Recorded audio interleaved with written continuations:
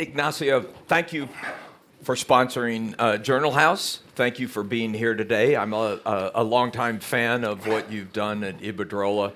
You were one of the first companies to really move hard on renewable energy, and you have now moved into the electric grid, expanding the electric grid. Thank you for being here. Thank you very much for having this opportunity in such a beautiful town, even a crowded day, because today is going to be very good moving. Try and stay out of cars. That's right. Today. My first question for you, as a Davos veteran, you've been coming to Davos for how many years now? Almost 20 years. 20 years.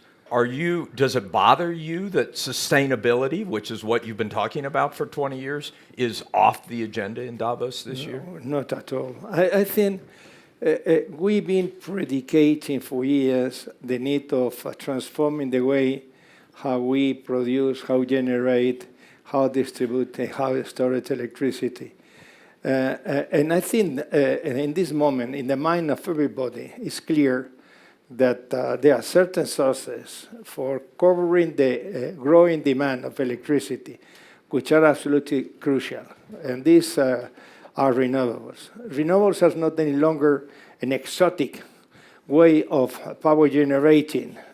Renewables today represent in many countries almost 50% of total power, which even is more competitive than other sources, because I think the comparison we have been making in many countries is how we produce with fossil fuels, with obsolete power plant, with compete with brand new renewable power plant.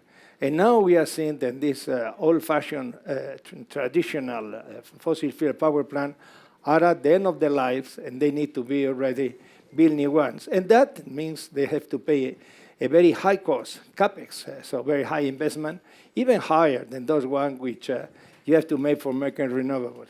With the difference is that the renewable will not consume any fuel. I think the fuel is by free. It's sun, it's wind, it's hydro.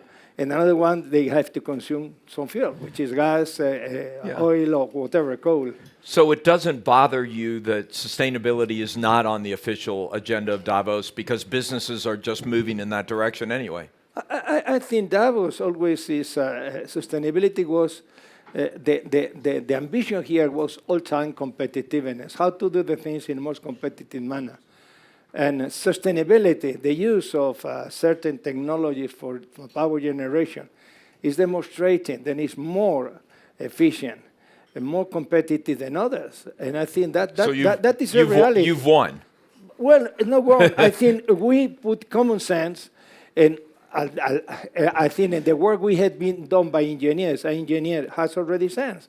It's not useless what we have already done for making already wind turbine more efficient, or solar panels more efficient, or hydroelectric plants more efficient, or storage, hydroelectric storage more efficient, or batteries more efficient. I think all we have already done during these 30 or 40 years is already used in a more efficient manner than traditional. It's happening. I want to get to the grid in a minute, but I heard someone say yesterday that rising nationalism, which we're clearly dealing with, that was a big topic on the stage here in Davos yesterday, that rising nationalism is actually driving more demand for renewable energy because everybody wants to be more energy sufficient. Well, it depends on the countries. I think what it's clear now is, especially after the traumas we suffered in the last year, is that everybody would like to be more self-sufficient.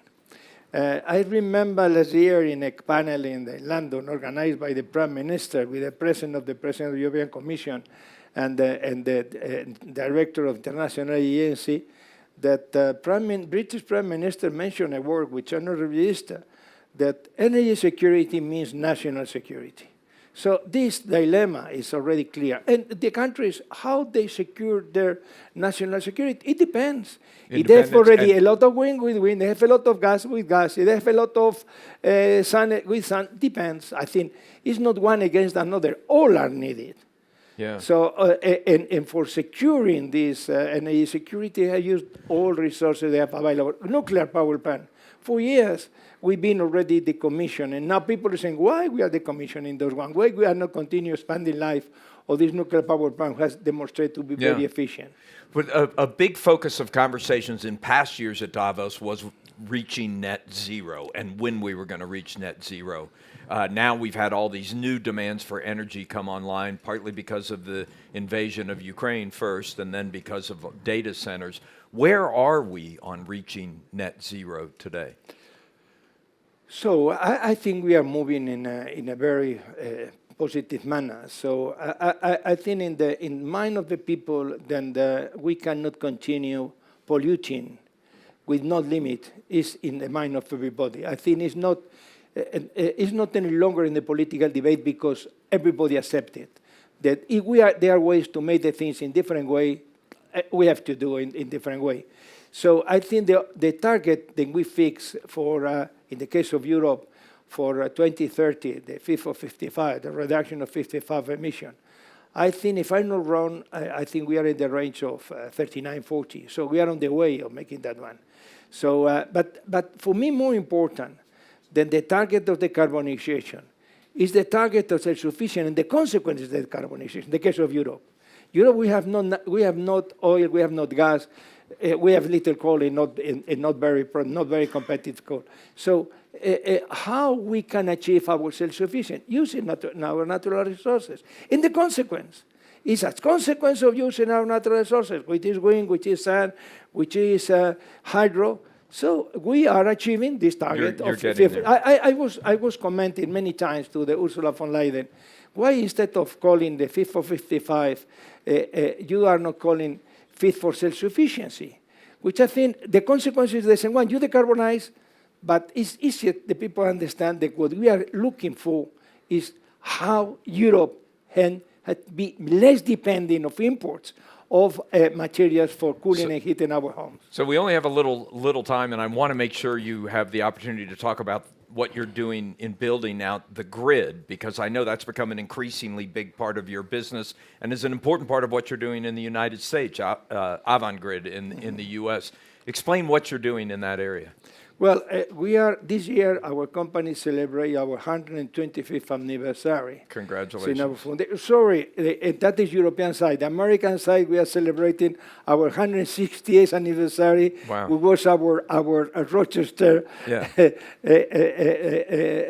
subsidiary. So which I think, but concentrate in this either 168th, 125. So our vision was very clear for all time.